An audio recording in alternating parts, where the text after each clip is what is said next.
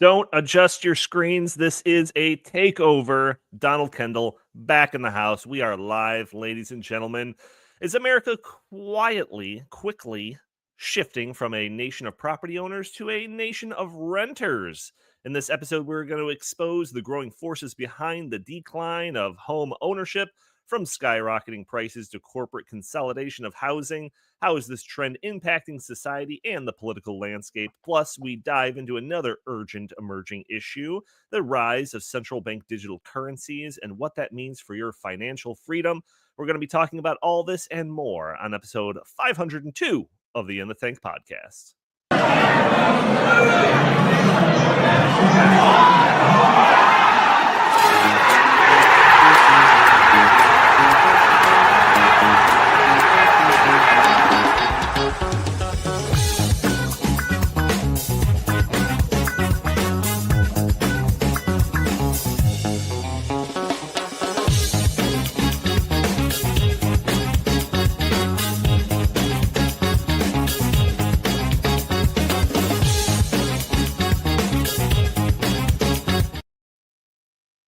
Oh, no, just kind of shut off kind of quickly there. Yeah.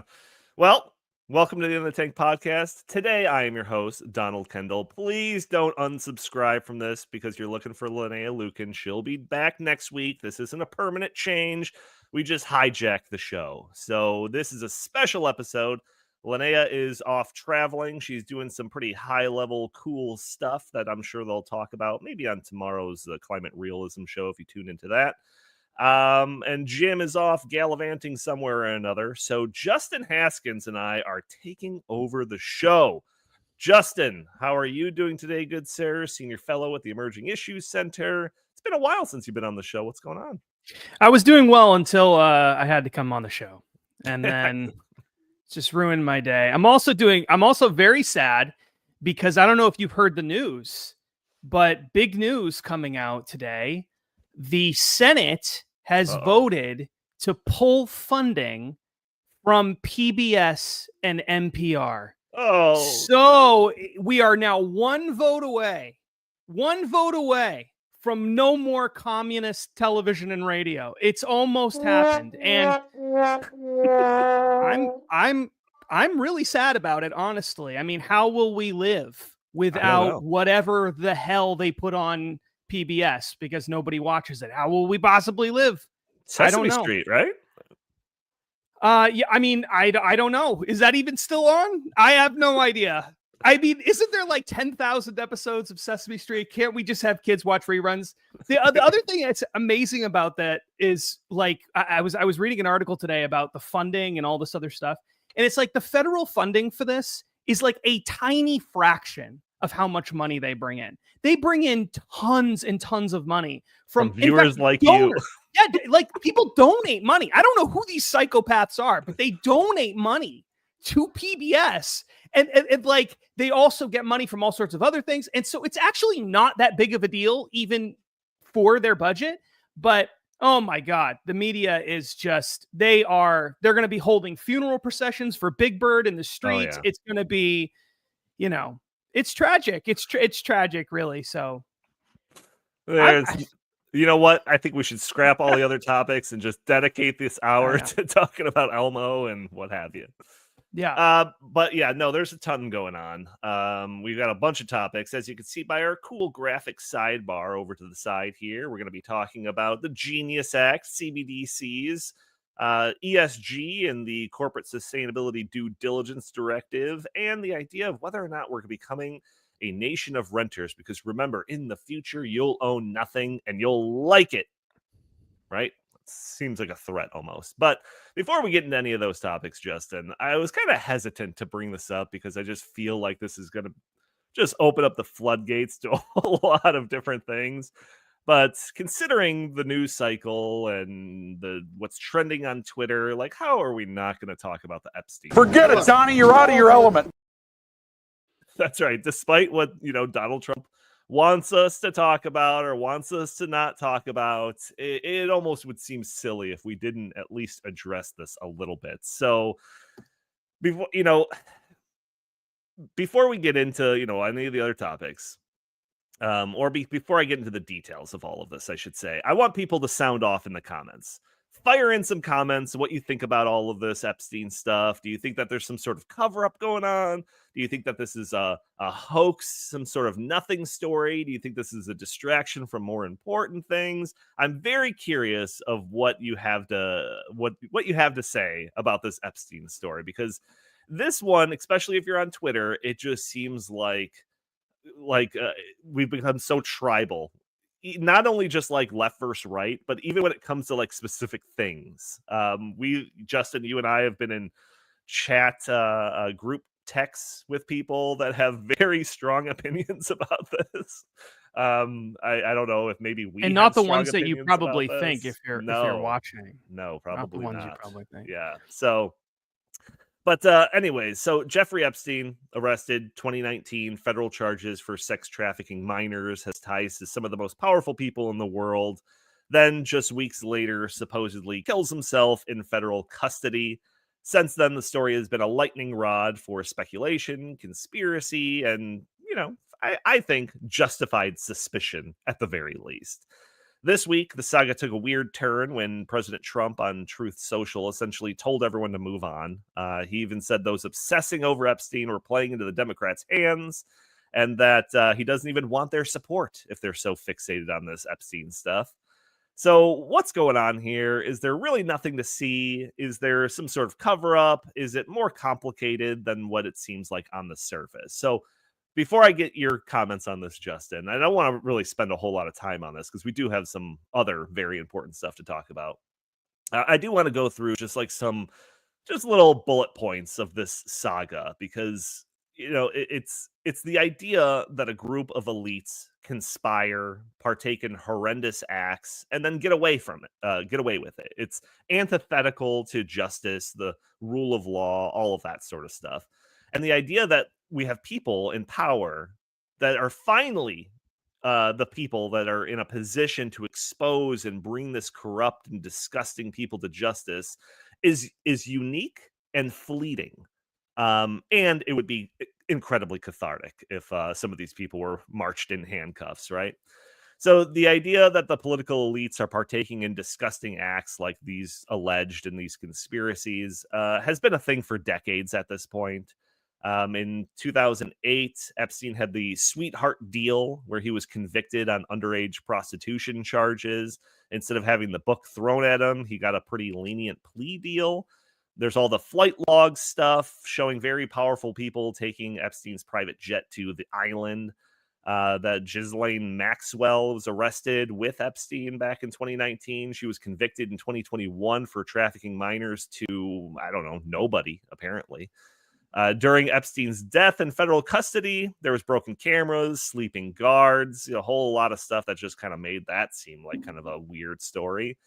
And then also, and I totally forgot about this until I was doing research for this segment, there was a Project Veritas clip that came out after. Do you remember this, Justin?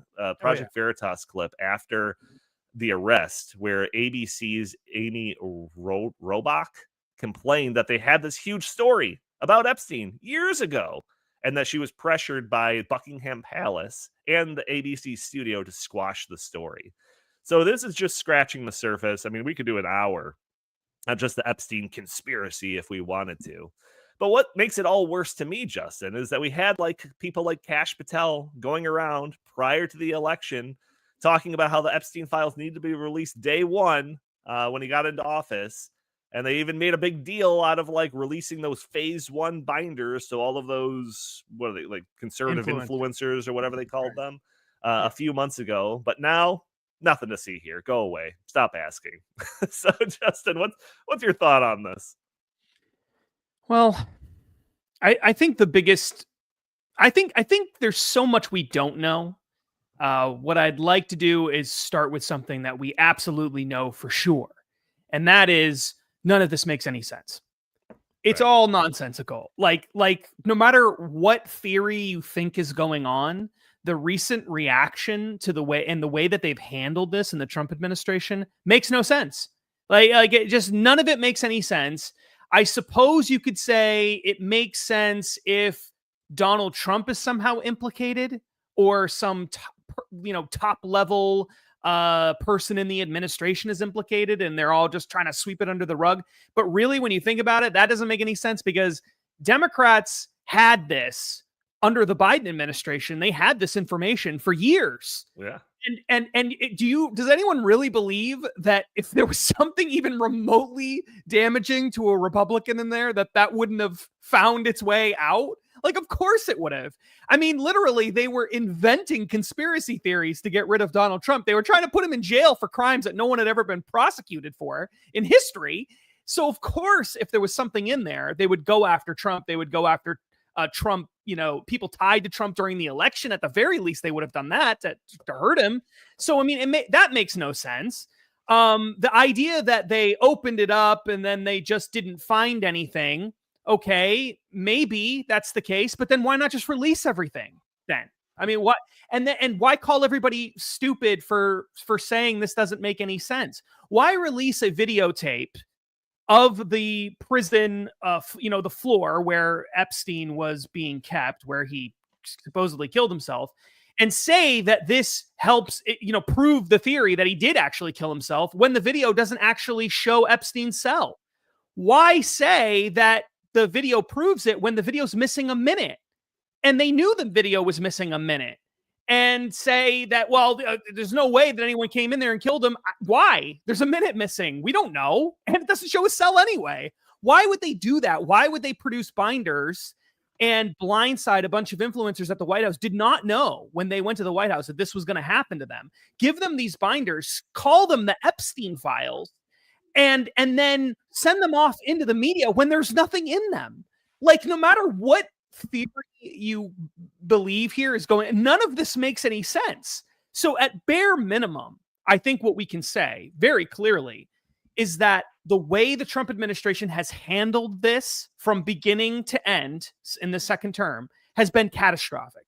Just absolutely catastrophic, totally ridiculous. And the worst of it is the way that Donald Trump has handled the reaction to people saying, what? Like, after all these years of you talking about it, Donald Trump, and your son talking about it, and Kash Patel talking about it, and Pam Bondi talking about it. These are all the most important people. The head of the FBI, the head of the Department of Justice, the president of the United States, the children of the president of the United States, the assistant director of the FBI, they're all saying that something is there, and then all of a sudden, there's nothing there, and you're all idiots for talking about it, wasting your time.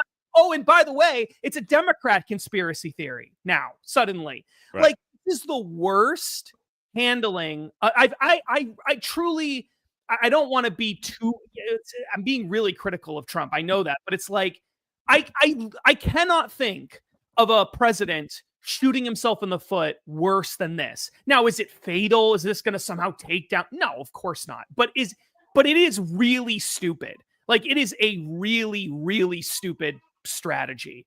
And that, I think, at bare minimum, no one can deny that. This is a catastrophe, the way they're handling it. Yeah, so this conspiracy, if all the Epstein allegations and all of what we suspect and the certain people that are involved or whatever is actually the case, then like I really feel like there's so much probably going on behind the scenes with all of this in like a Game of Thrones sort of way that like us plebes will never know the full truth of everything that's going on. So I don't know, like I'm just gonna like sit back and wait and see what happens, because I truly don't know who's got what maneuverings going on and what's being planned or whatever. But yeah, the idea that there's like this much smoke and like, no, there's no fire, and you're insane to think that there's fire is like almost insulting to me. Well, when they were the ones saying there was fire. Right. So it's like, oh, there's fire and there's fire. Like, we got to do something about the fire. And then we're like, hey, why haven't you done anything about the fire? And they're like, oh, there's no fire. And it's like, well, you told us there was fire and there's still a bunch of smoke. And now you're saying there's no fire. We can see the smoke. Oh, you're an idiot. Why? What? You're so stupid. What, are you a traitor? You hate us because you say there's a fire? It's like, it's the dumbest strategy. Even if they just, there's nothing there, they don't want to talk about it, they don't want to release anything for whatever reason, why didn't they just come out and say, hey, guys, there's nothing there, I don't really want to talk about it, it's all done, just let it go, which is initially how they handled it. But why would you ever transition into, you guys are basically no longer my supporters, and like, you know, you're basically traitors to the MAGA movement, and you guys are obsessed and stupid, and this is all BS, and like, why would you ever go there? Ever? I don't know. You know, Donald Trump, like, sorry, like, you know, if you don't want my support, you still have it for the most part. But I am still gonna get my yarn and do my little conspiracy, you know, pin. Well, a pin board. One last thing before we move on, because we didn't mention this at all. One of the most underrated parts of all of this, which people are not really paying that much attention to because of all the Trump stuff all the stuff he's saying. But Democrats are now suddenly all in on the Epstein conspiracy. Right. They now say it is a conspiracy and that Trump is hiding something because he's maybe on the list. It's like, you guys had the list. What are you talking about? For years. Had it for years. It's just like, we live in our politicians are truly the worst. They are the worst. They're so bad. And then they wonder why we don't trust them when they're like, no, guys, believe us. It's like, why? Why would we believe any of you? You constantly change your stories and lie all the time. And this is just another example of how absurd all of it is. So, I mean, at the end of the day, like, the Epstein story hit a nerve, like, for a reason. Like, it resonated with people. People were curious. You know, like I said, it kind of gets at that, like, core of making sure, like, justice is being doled out to even the people at the highest levels, right? So all of this, like, potentially confirms, like, you know, suspicions that people have. Like you said, like, the kind of the strategy about trying to, like, just, like, get around this topic or whatever, it seems to, like, confirm the suspicions that people have about elites and corruption, that the justice system doesn't seems to, you know, bend when it comes, you know, up against, like, the people that are in power, all of that sort of stuff. So, you know, I just feel like at some point we need some sort of answers on this, some sort of insight and transparency on this. But, you know, we'll see what happens. You know, I don't know. We'll see what happens. But we got to move on to some other more policy related emerging issue topics. So this topic is something that you've probably never heard of. I don't think that we've ever talked about this on In the Tank before. I don't think that there's been much written about this outside of a few things that Justin personally has done. But this story revolves around the Genius Act that is being touted as a piece of legislation that seeks to regulate stable coins, setting up the United States as a center of innovation when it comes to this industry. However, there is a lot more going on with this story, so much so that our very own Justin Haskins co-authored an article with Glenn Beck about this, titled, "Is the Genius Act a Backdoor to Authoritarian Digital Dollar?" Now, before I have Justin explain the Genius Act and some of the stuff that he's kind of reading into it, I should briefly mention for any new listeners why the digital dollar is something to fear. So a central bank-backed digital currency, unlike Bitcoin or other cryptocurrencies, is a government-issued and fully programmable thing.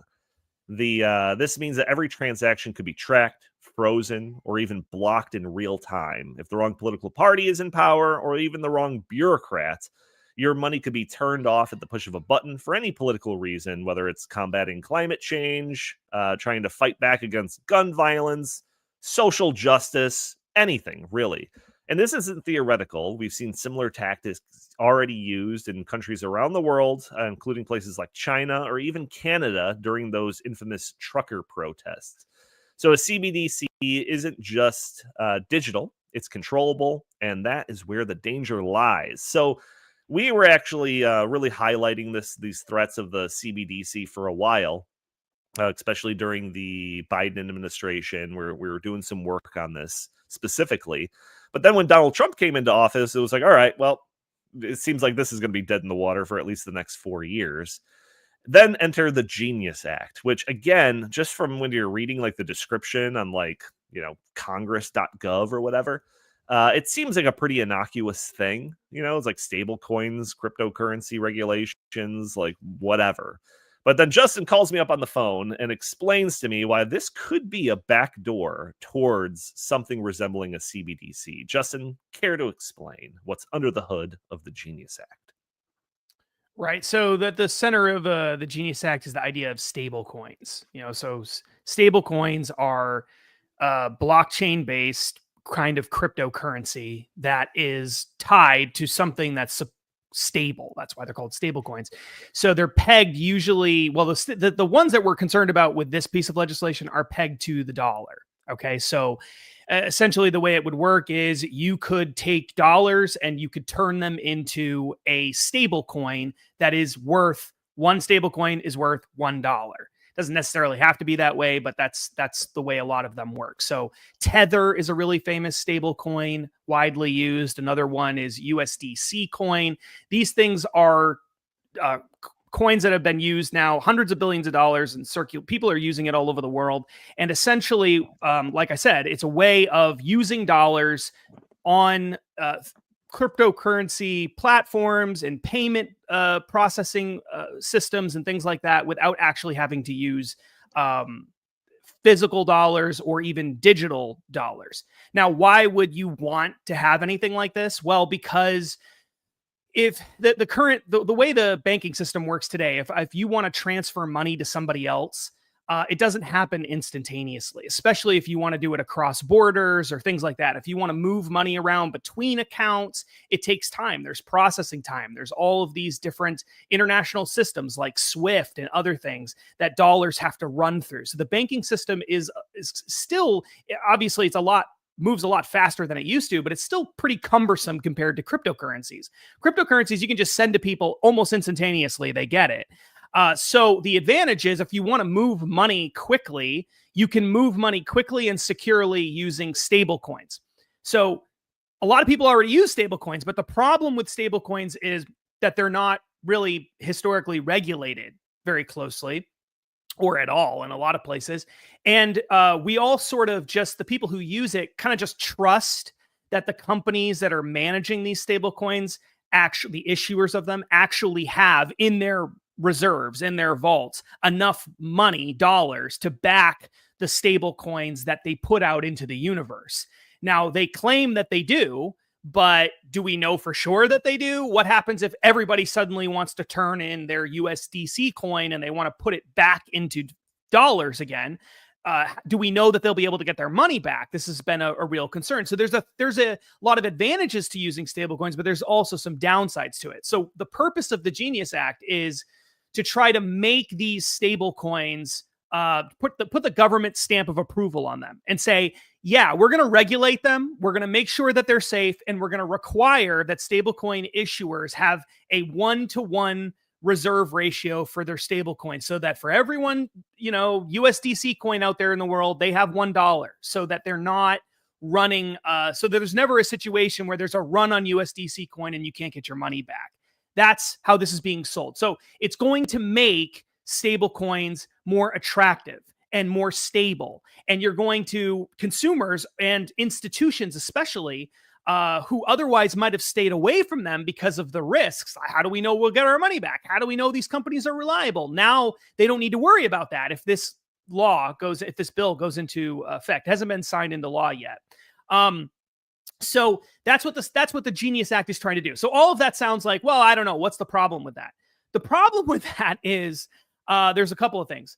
The biggest one, I think, is that this could be a backdoor way for the Fed to somehow create a digital currency, because there's really nothing in the bill that prevents them from doing that. So maybe they could somehow figure out a way to take advantage of this and create a stable coin on the market that effectively acts like a dollar, and then people just start using it because it's backed by the Fed or something. So there's some people are concerned about that. I think that's a huge threat, a huge problem.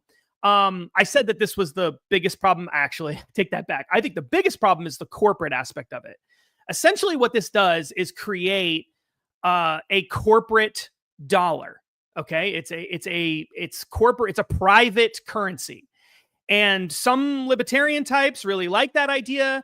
But as we've learned in recent history, with ESG, with the ESG and banking, with all kinds of other nefarious things that corporations have been doing, corporations are not always acting in your best interests as an individual person, and they're not always using their wealth and power to enhance your freedom. Sometimes they use it to restrict your freedom.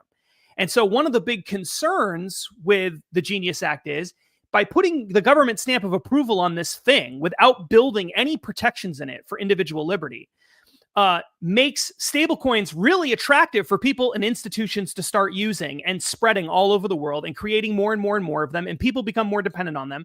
But there's nothing stopping, say, BlackRock, which is one of the biggest investors in stablecoins, from demanding that stablecoins suddenly are no longer allowed to be used to purchase guns, for example, or that certain ideological views, those people who have those views and say nasty things on the internet that we don't like, they can't have our stable coins. Or maybe they can have them, but they can only use them for certain things. Or maybe you can have your stable coins, but we're going to take, we're going to build in some sort of function that penalizes you if you do certain things we don't like in the future.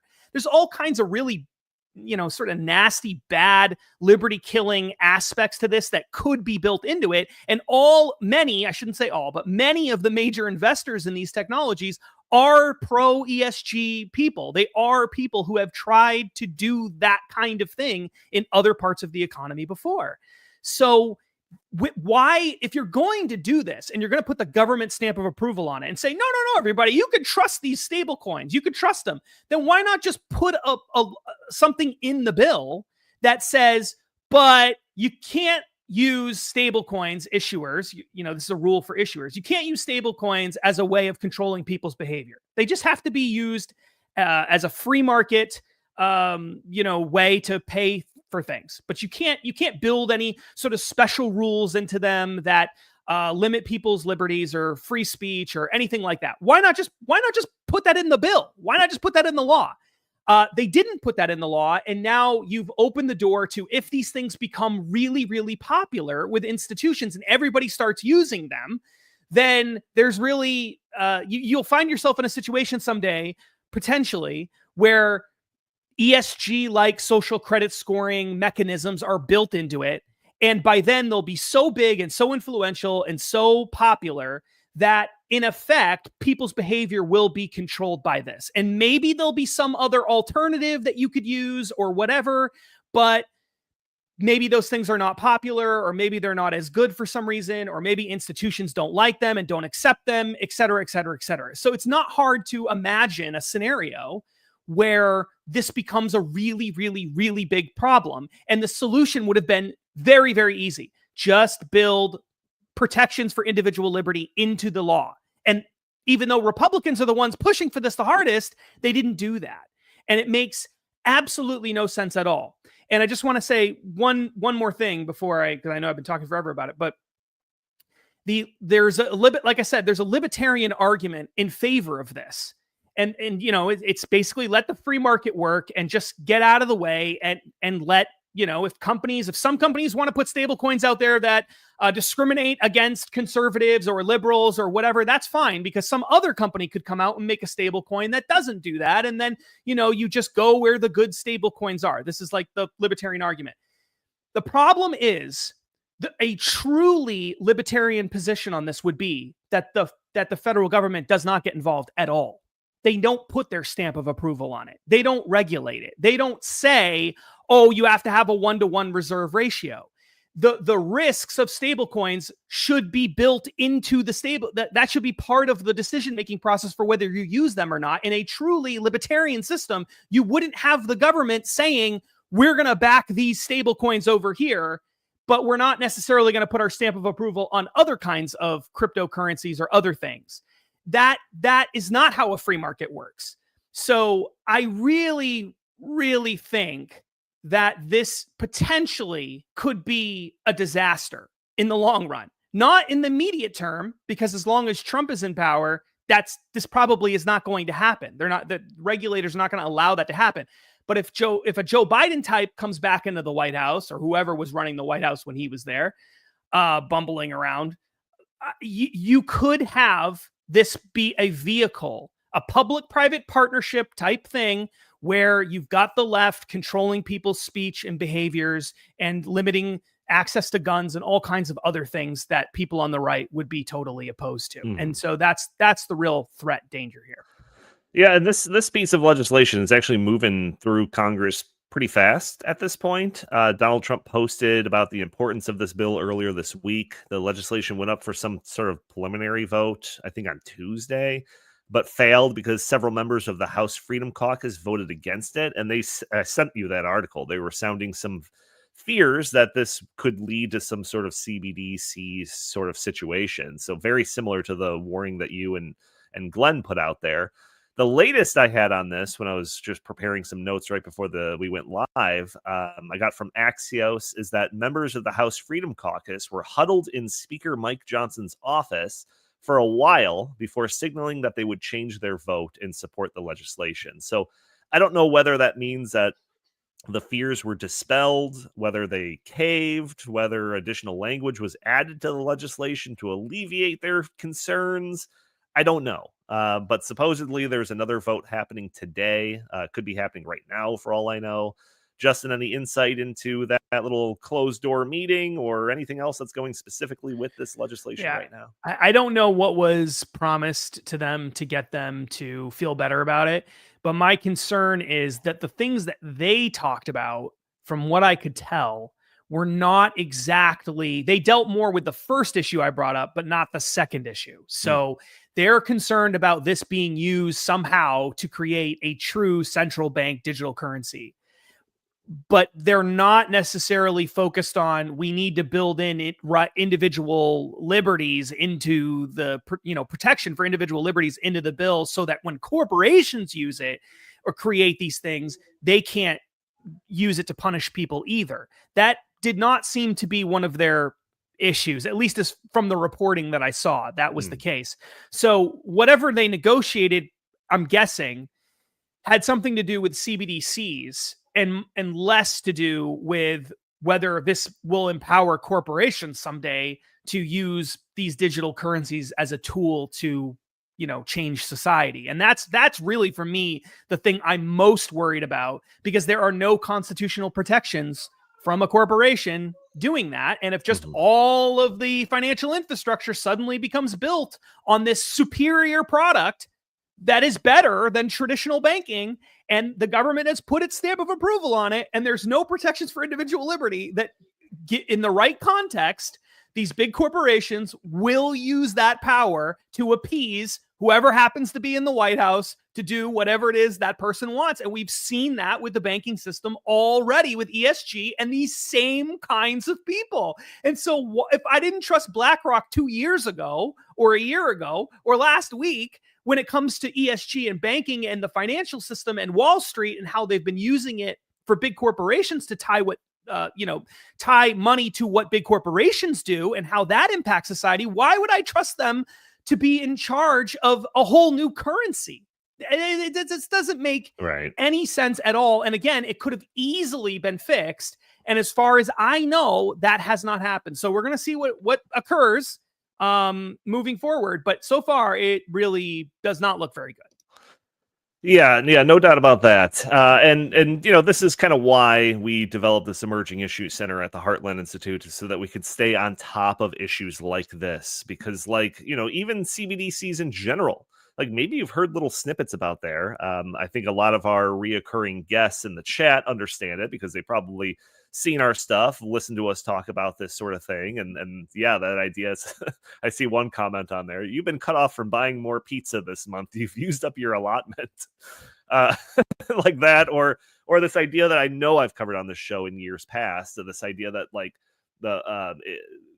the metadata of buying products could be encoded with the carbon footprint of said product, and if you overstay or overuse your carbon footprint or something like that, there's any number of ways that these things could be used to kind of control your purchasing decisions and just kind of society in general, pushing down certain industries while propping others up.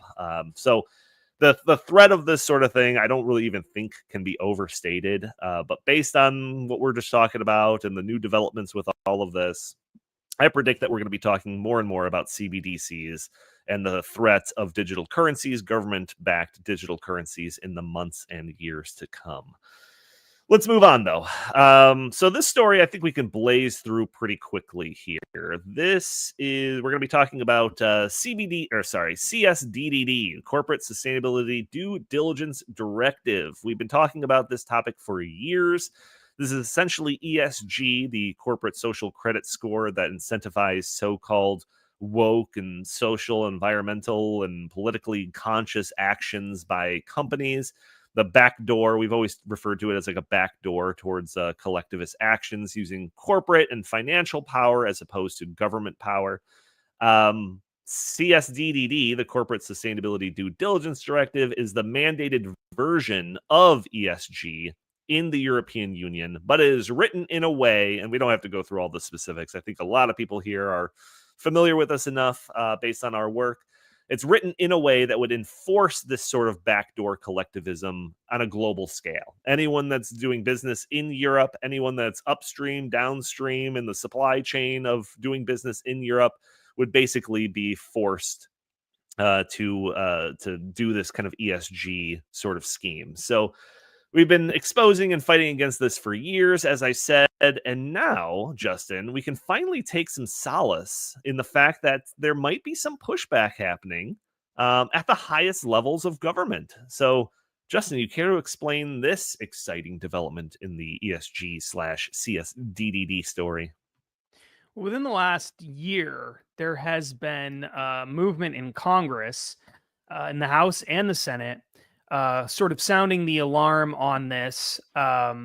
Finally, I mean, it took a while to get them to see it, but they've been sounding the alarm about it for a while. Republicans mainly talking about how this is extremely problematic, not just from an individual liberty perspective, but also just from an economic perspective. You're talking about essentially imposing all kinds of costly regulations on U.S. businesses, telling them how they need to operate. It's a sovereignty issue. You know, you're forcing companies in the United States to change their business practices, not just in Europe, but in America and everywhere else in the world, in line with European rules and guidelines.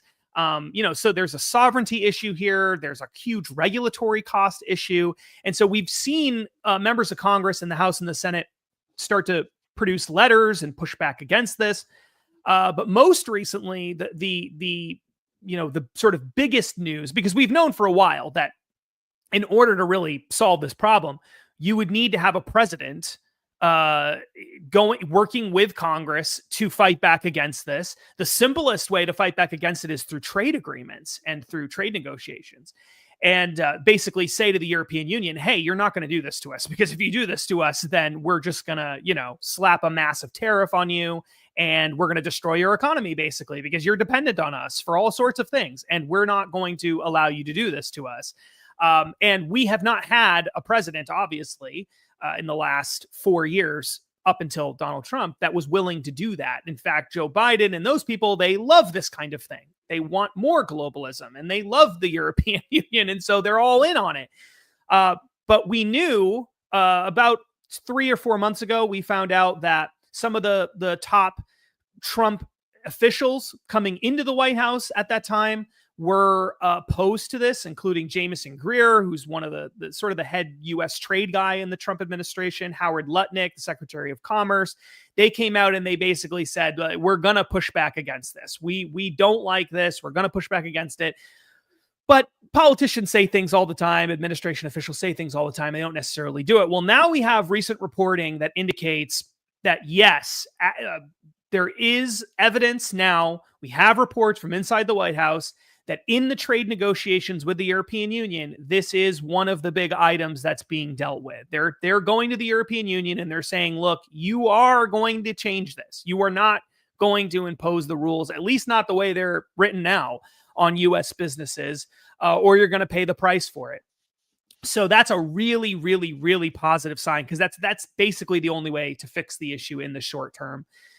You could pass a law in Congress, and some efforts have been attempted to do that this year, but they really haven't gone anywhere. It's still not a super hot button issue with voters. So until more people know about it, because I think if people know about it, they'll be all for passing a bill that would stop it. But until that happens, really, you need the president leading the charge on this, and that does appear to be happening now, finally. So this is a huge movement. A huge moment for the Trump administration, for the pro-liberty movement. Even if most people have never heard of CSDDD, it's maybe the most important issue right now in terms of threats to individual liberties for everyday Americans. So a massive victory there. And we're seeing reports from the European Union where heads of state in Europe are starting to say, you know what? Maybe we should just kill this whole thing. This is probably not a good idea, even though they just passed it a year ago. So, because Donnie said we've been talking about this for years. We were talking about it while it was in the legislative process. Right. Back when it was almost dead. Remember? We were like celebrating that it was dead, and then it came back to life. It looked like it was going to die a year ago, right before it passed, but then it did pass into law a little over a year ago. And so it's a fairly new law. I mean, imagine it took years to put this together and pass it. Imagine taking years to pass a law, and then within a year you say, you know what, maybe we should just get rid of that law. That is very uncommon, very, very uncommon. And the reason it's happening is 100% because the European Union is horribly afraid of what will happen with the Trump administration, and maybe with other countries too, if they go through with this. But I think that America and the Trump administration is the biggest reason why they're starting to talk about pulling back on it. Well, yes, and the fact that you identified this a while ago, you were like the only person talking about this. We made this a big thing for the Emerging Issues Center at the Heartland Institute. We got Glenn Beck talking about it a lot. And you know what? Like, even our enemies are like piling, like credit of this demise of this thing on us. Right. So I'll take the credit. I love taking the credit for pushing back against terrible things like this. So yeah, again, another thing that the Emerging Issues Center is really focused on is these ESG, CSDDD sort of schemes that it's, like I said, backdoor way of collectivism, trying to enforce this political policy agenda sort of stuff through these financial mechanisms, as opposed to just like government decree. In this case, it's both. So yeah, awesome. I hope that we can dance on the grave of this thing in the next few months. That would be fantastic. I think we'll be able to just retire from that after that. We'll just stick our flag in the grave of this thing and say, all right, folks, we helped save the world. We're going to go to sleep now. But there's too many other topics to talk about. Nice. So it does sound nice. All right, let's get to our kind of main topic, I guess. All of these things actually kind of relate to this, and I'll tell you why in a little bit. But the idea of whether or not we are becoming a nation of renters. So this is one that kind of hits at the very core of the American dream. So I've noticed the reason why I'm actually specifically talking about this on this episode today. One, we had the opportunity to hijack the show, so we took that option. But earlier this week, I was driving to a dentist appointment, actually, and I heard Charlie Kirk talking about how he was at the Turning Point USA conference, some big shindig over this past weekend. And he said that he multiple times from multiple people, they were bringing up this idea of this nation of renters and this decline of home ownership in the United States and how this is affecting the youth more than other generations, that sort of thing. I also saw a clip of Tucker Carlson, I think, speaking at that same event, talking specifically about this idea of becoming a nation of renters. So because of all of that, I wanted to hop on the bandwagon a little bit, especially because we were very early on this bandwagon. We've been talking about this since at least, 2023, when you and I, Justin, worked with Glenn Beck on the book Dark Future, right? That came out in 2023. I think we were talking about this with Great Reset, probably. Okay. So Yeah, even maybe it dates before back that. even further, right? Yeah. Yeah, so the issue is that we're drifting, and in some cases being shoved, towards what I call a rentership society. That's a world where regular people no longer own homes, but this also goes to cars, land, even content. Everything is being turned into where it's being leased, borrowed, even streamed from just a handful of corporations.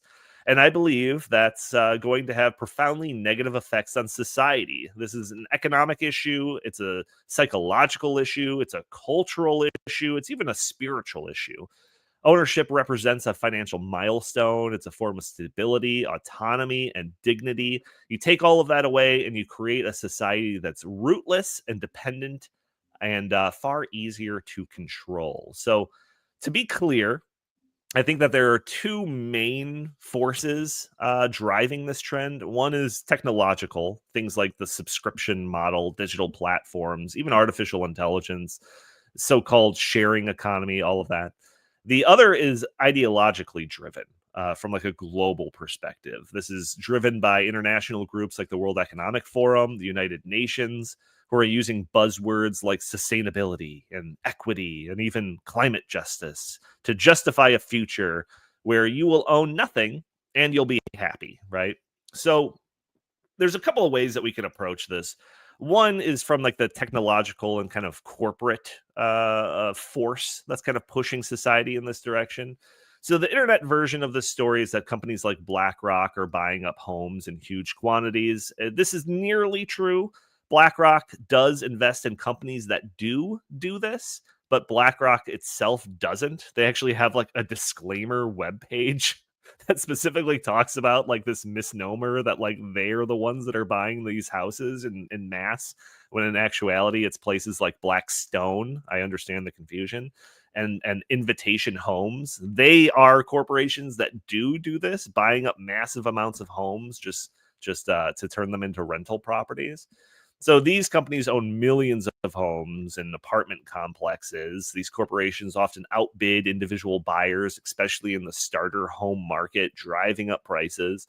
And technology does facilitate this. These companies use sophisticated computer programs to find desirable homes moments after they're listed and put in prices, that are just above, what like the asking prices, things like that. And even like the logistics of a company acting as a landlord for millions of homes across the country simultaneously would basically be impossible like a couple of decades ago. But now everything is centralized. There's tenant apps, there's automated leases, there's AI-driven communications and eviction notices, all of that sort of stuff. Data pricing. Data-driven pricing allows rent to be maximized per market and tenant type. So there's a lot of technological aspects of this that make this sort of thing possible even. And then there's also the ideological and international organization kind of push towards this thing. So this sort of system is, or society, I guess, is promoted by organizations including the World Economic Forum, the United Nations, that sort of thing. The infamous "you'll own nothing and be happy" line is probably the most popular version of this sort of thing. Their Great Reset initiative explicitly called for a transformation of the ownership model. They talk endlessly about the sharing economy or the circular economy, that sort of thing. The UN Sustainability Development Goals push for sustainable cities, high density living, and a push against suburban home expansion, single-family zoning, and private land use. All of this, of course, is justified under the guise of climate action as well. And relating to their other stories, you don't need a great imagination to see how artificial market force tools like ESG or digital currencies could be used to push society into this exact sort of living situation. It's that's very much inside the the realm of possibility when you're really talking about like the power that ESG has and the power that digital currencies have could really could incentivize this idea of rentership, make that much more of an advantageous thing as opposed to buying a house. And we've even talked about other articles out there. You'll see think pieces basically trying to convince people that they shouldn't buy a house and that you're even more free if you own a house. That way you don't have to worry about selling the house. You can just end your lease. Oh, you'll be so much happier if you just rent. And I'll get to some of the mal effects of a rentership society, but just on those couple of points that I was making here, between the corporate pressures, the technological pressures, the ideological international organizations that are pushing for this. Do you have anything that you want to kind of add to those forces that are pushing us in this direction? Well, I mean, the other big thing here is that the monetary policies that we've had in this country for a while have moved in that direction. The biggest reason that housing has increased in price is because the Fed has been printing massive amounts of money since the Obama days. And when you look at home prices in the basically pre-COVID period to post-COVID, or during even COVID, during that period, 2021 or so, I mean, they went up like on average $100,000, $150,000 in a few years. Yeah, I mean, 50% insane. Or something. It's crazy. Yeah, huge numbers. That was driven by them printing lots of money and putting that into society, putting it into the financial system. And a lot of that money ended up in property because there was nowhere else to put it. That made a lot of sense for people. And a lot of people wanted to move out of cities. And so a lot of people were buying houses and all of that. And then when the Fed realized, oh, actually, this whole inflation thing isn't transitory and we have an inflation problem, they jacked up interest rates.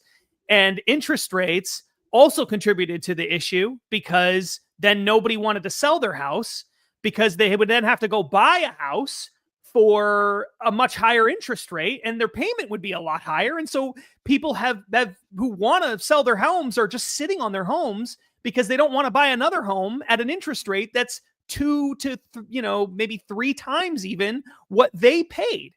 And so this housing thing is getting totally out of control. Producer Andy, pull up the chart that I was telling you about in the chat. There's this incredible chart. This is one of the most incredible charts. It does not get talked about enough.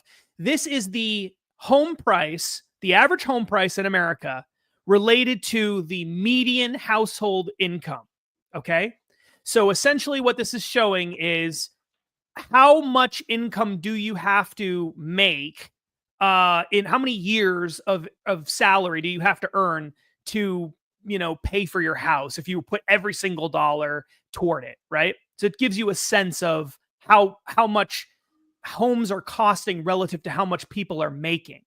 And what you see in this chart as you look is over the years throughout the 60s, 70s, 80s, 90s, all the way up to 2000, when they really started to get into the money printing thing, it was somewhere between 4 and 5 times. So that means you had to earn 4 to 5 times your income. That was roughly the price of a house. Then it started going crazy. Okay. After the dot-com bubble burst, they started lowering interest rates and they put more money into the economy, and you got the housing bubble, and it got close to 7 times your income, the average house of a home, 7 times your income. And then the housing market collapsed, and then they pumped more money into it in COVID. And what happened? It jumped up over 7 during Biden. And it's now well above 7. It's the highest it's ever been. It's worse today than the housing bubble, the big Great Recession housing bubble in the George W. Bush era into the Obama era. That was better than what we're seeing right now. And so it has never been, I guess this is the way to say it. What this shows is it has never been more unaffordable for people to buy a home than today. This is the worst it's ever been. And this does not, keep in mind, this chart is only prices. It doesn't factor in how much you have to pay because of interest rates. Right. So when you factor in the interest rates on top of it, the interest rates are much higher today than they've been over the past 15, 20 years. It is astronomically more expensive today to buy a home. Mm-hmm. So the idea that, so it's not just that the supply is being eaten up. That's a big part of it too. But even when you're in a market where maybe you don't have big corporations buying up homes everywhere, just the other monetary policy issues, the interest rates, the amount of money printing that's occurred over the past several years, trillions of dollars being put into the financial system, all of that has driven up the price of a home too, and it's completely unaffordable. So it's harder to buy a home because big corporations are buying homes, and it's harder to buy a home because the monetary system has made it. The Fed has basically created this problem. And then on top of all of that, you have environmental regulations in states all over the country where they've basically made it impossible for people to build new homes. Exactly. Even Right. if they want to. So all of this is coming together to create conditions where for a lot of people, it doesn't make sense to buy a house anymore. You can't afford it. No, it's like so many different factors coming together to like really bring this issue to a head. I was going to bring up that like zoning, all of these different zoning and red tape issues that prevent new home building, all of that. Like that's like an old story that people have been talking about for 30 years, probably even longer than that. But then even when you were talking about what caused the housing bubble, the first that popped in like 2008 or whatever, there was a whole bunch of terrible policy that like you didn't even mention that like dates back to like Clinton era, trying to get as many people into homes as possible with these like subprime mortgages and these quotas and all of that sort of stuff. I think we talked about that extensively with Glenn Beck on the Arguing with Socialists book, like back in whatever year that came out. So there's so much of this all happening, in addition to all the things that I mentioned before you even started talking, that like just has been pushing this all in one direction: higher home prices and less access for people to get a home. So yeah, all of that is a huge thing, but it also has all these societal mal effects that I want to talk about next. So the loss of autonomy. So this is one that I've been a very vocal critic of when it comes to any of this stuff. Any of this like you'll own nothing sort of stuff. This goes from like cars to, you know, even when you're streaming stuff on Netflix, as opposed to like putting a DVD in your DVD player, including housing, is that when you don't own the thing, you don't get to control it.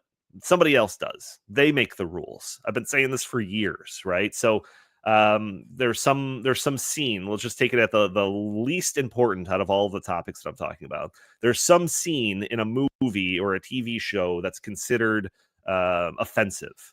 Well, Netflix or whoever could just take it out. You know, they could just take it out. So now when you watch that movie, that scene is gone. Even if that's one of the funniest scenes or the most impactful scene or whatever, you don't own it. Like they can't go into your house and take your DVD, but they can change the content that you're streaming because they own it. You don't. And the same thing goes for homes, right? You don't own it. They make the rules. You know, they get to make all the decisions, that sort of thing. There's also like psychological impacts when it comes to this that have to do with stability and you feeling like kind of rooted to your community. Because when you don't own a home, you don't really care as much, right? It's not your investment. If you're not like taking care of the leaves on the roof and the roof is getting worn out, that's the landlord has to worry about that. That multiplied by 100, because there's a million different examples of that sort of thing. In fact, I just saw like a meme on like Facebook just the other day where it was like, oh, one of the least talked about benefits of renting a home, and it was just a picture of like someone pouring oil down their like their sink or something because they don't care, right? So that's the landlord's problem, it's not mine. And then there's also kind of that wealth aspect of it, because buying a home is, for most people, the biggest investment that they're ever going to make in their life. And it's a vehicle for wealth. A lot of people have their retirement based on the increased valuation of their homes over time. All of that sort of stuff, all of it's gone. All of the control gone. You're feeling rooted to the community, gone. Once we go into this rentership society model. And you can get into the conspiracy theories about whether or not some of that's intentional and what if they're driving this for further control of society. You don't even, I love to go that far, but you don't even have to go that far when it comes to the maleffects of all of this. So it's a huge issue, and it's actually one that, like, as I've been thinking about it more ever since my drive to the dentist and talking or thinking about this, listening to like Charlie Kirk and reflecting on all the work we've done on it in the past, I've been thinking, like, this is probably something that we should pay more attention to. Like, maybe this is something that we kind of like set up a project about in the Emerging Issues Center, specifically talking about this, because it does affect younger generations disproportionately. People that are trying to finally get a foothold, finally trying to get a piece of land, so that they could start building their family. All of that sort of stuff, I feel like disproportionately affects younger generations. So it's something that I feel pretty passionate about, and I think something that needs to be addressed by more people than who are in the conversation today. Justin, any thoughts on this? Yeah, I agree. I mean, I think, people have talked about owning a home is the American dream, and I've heard some people say, "Well, that's not really true." And for a lot of people, it doesn't really make sense to own a home, and blah blah blah blah blah. But the reality is that going all the way back to people getting on boats, millions and millions of people, and coming from Europe to America, a big part of that was you couldn't really own a lot of property or any property in many European countries if you were just a lower income or even what you would think of as middle class person. It just wasn't possible. Most of the land was already owned. You had aristocrats owning huge, massive plot farms and things like that, and plantations all over the world. And like, it just wasn't accessible to regular people. But in America, you could come here and you could buy land and you could build a house on it, and land was cheap, and you could just become a farmer here and have your own property. And people today don't really think much of that, because most people don't want to be farmers and they don't want to necessarily own a big piece of land and all of that stuff. But back in that time, that was like the greatest thing that could ever happen to you, was you get to have your own piece of land and no one tells you what to do. And you're not a tenant farmer anymore, where some lord is telling you how to, is going to take a cut of everything that you make for him, or that the crops you bring in, like all the old medieval system from Europe that had lasted for a very, very long time. That was all gone. And you could now become a landowner, and land meant wealth. And land still means wealth. It's still one of the most stable ways to have long-term wealth. And and one of the most overlooked parts of it too, I think, arguably the most important part of it, is because a lot of people will say, well, you know what? If you rent, you save a lot of money because you don't have to fix up your home all the time and deal with all the crap that comes with that. And I'm a homeowner, and it is terrible.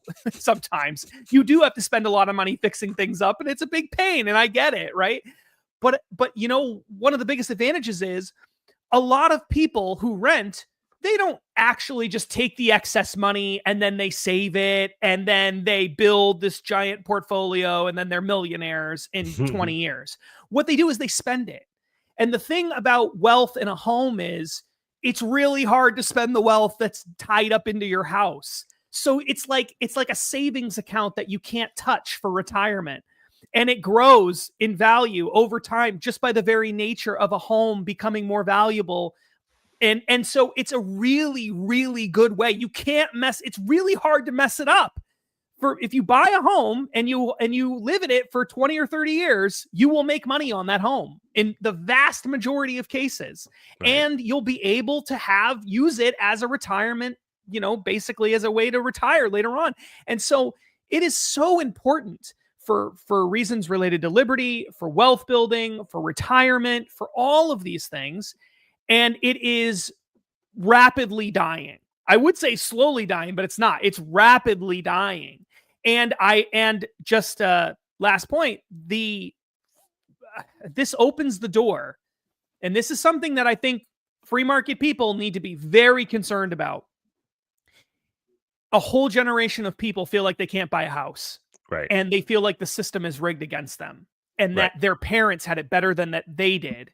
And that they are not going to be able to build a life like the one they lived in, that they grew up in. Their lives are worse than when they were little kids. That is not normal for Americans. Most Americans think my life is way better than it was when I was a kid. Like, that's how most Americans generationally have thought. And now what we're doing is giving a whole generation of Americans, you know what? Your life is worse. Sorry. You don't have as much wealth. You don't get to live in a big house. You have to be subject to a landlord forever. At some point, the political backlash of that could very easily become, well, we should just take it from the people who have it, because this whole system is unfair. Zoran Mamdani, right? The whole system's unfair. The richer people and older people, they control all the property and wealth. And if you think this sounds like kind of crazy, basically every socialist society that has ever existed started because of something like this, where there was this sense that we can't build wealth or have property the way that other people do. So we need to, and the system is so corrupt, I'll never be able to do it. So we just got to take it from them and start all over. Exactly. And there are lots of people on the left who think that way already. And it won't take much to tip things over for a lot of the sort of, Trump Democrat types who are kind of in the middle, but are not necessarily hardcore free market conservative libertarian types. I think this is a huge, huge problem, especially with the AI revolution and all the job disruption and stuff that might come from that. This is a huge, huge problem that we have to get fixed. Yeah. And like I said, the idea of not feeling as kind of rooted in your home and feeling responsibility over your home when there's a landlord that's supposed to be doing all of that stuff. The same thing could apply to just your community. You don't feel as much attached to the community. And above that, just the country itself, right? If you don't have a stake in the ground, you feel less about the future of the society.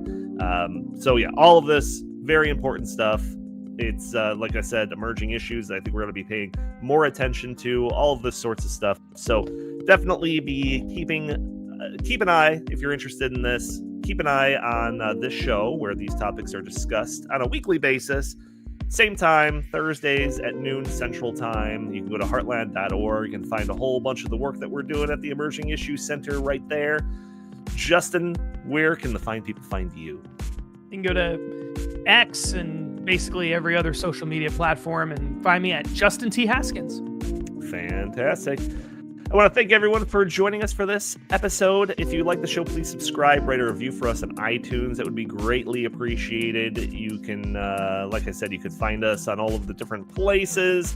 You can't, donate any money to us through super chats or anything like that because YouTube has demonetized us. But you can go to heartland.org/inthetank and donate directly to that. But give us a like, share this content, put a comment under the video. All those things help break through those big tech algorithms that prevent content like this from being shown to more people. Thank you all for tuning in, and we will talk to you next week. No offense, but it sounds like some fucking commie gobbledygook.